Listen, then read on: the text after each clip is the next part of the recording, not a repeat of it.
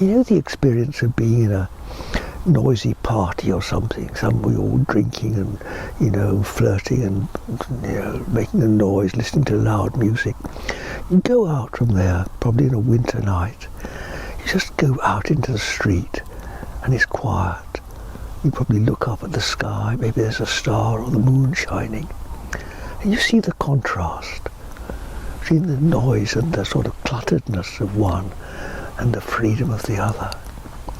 This always made a huge impact on me. I sort of instinctively felt better. And similarly, when I'd come up here, silence, space, freedom. And you can't really explain it, can you? You can't describe it, but we all know what we're talking about.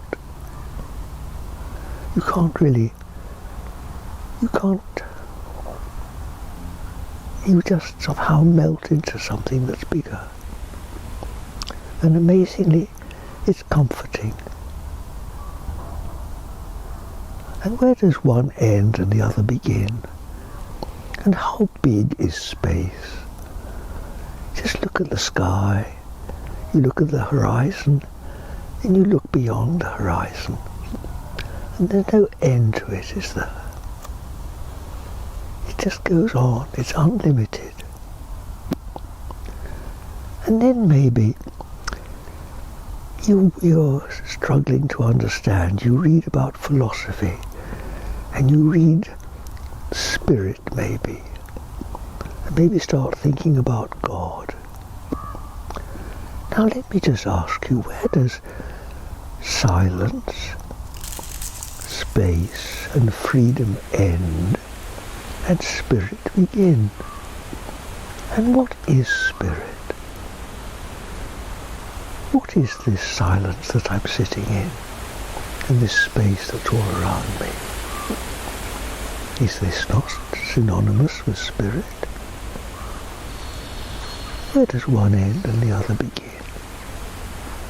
And what is God anyway but spirit?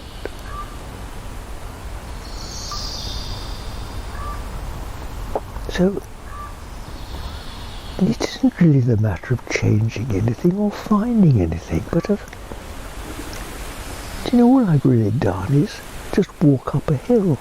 Because the town, with all its people and all the sort of tensions and stresses and problems of what we call life, is still down there in the valley. And all I've done is climb a hill, and here I am. And then I think back to the words in scripture like, I will lift up mine eyes unto the hills from whence cometh my help. And all about these stories of Jesus going up into a mountain to pray, and God appearing to Moses as he climbed the mountain. It's all to do with raising up, isn't it?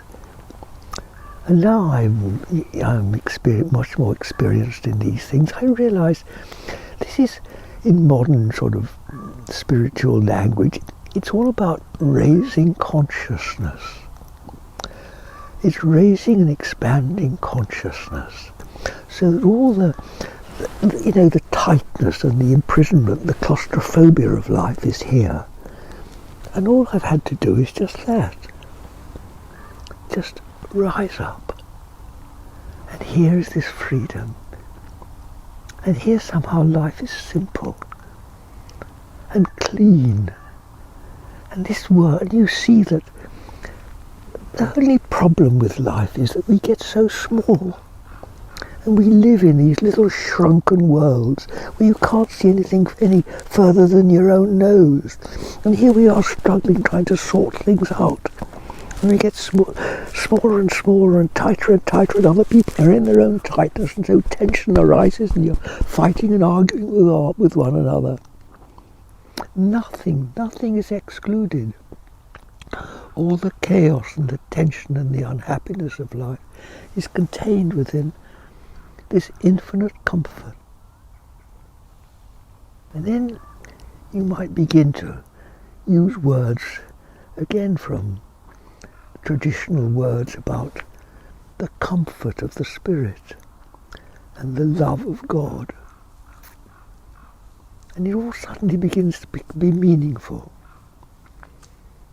Not from books, or not from religion, or not because other people say so, because it comes into our own experience, and it's real. It's real because you experience it for yourself.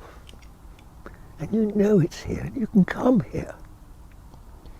And you can immerse yourself in it. And if you ever learn to meditate, you learn to go deeper and deeper and deeper into this, forever. And you realize what everlasting life is all about.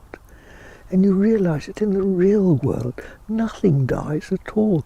And all this fear of death and the fear of the world coming to an end, it all belongs in this little world down there, in that world of lower consciousness, which is actually absent from the presence of God, which is here. And it's never nearer to us than in the here and now. Now, this moment now, with our feet on the ground and looking at what's in front of us. And all our problems arise because we just lose it. We're lost sheep. And we just need to come back home where we belong, which is natural and right here. And you don't even have to club. If you don't live in a lovely place like this, you can sit at home and close your eyes and just let go and discover the same blessed freedom within yourself, as I did when I started to meditate nearly 60 years ago, as I've been doing ever since.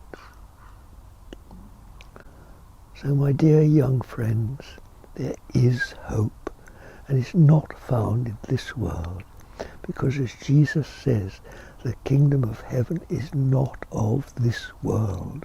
So don't expect to find it on internet or by earning a lot of money or all these other stupid answers that the world provides. But look for it in your own common experience and in your own hearts, because that's where it is. And then life will begin to have meaning, and you'll discriminate between the true and the false, and what's worth living for and what isn't worth living for. Let me tell you this, I used to be the most unhappy man in the world. Young man. I really was. And now I'm one of the happiest. We've had our shut up. God bless you all.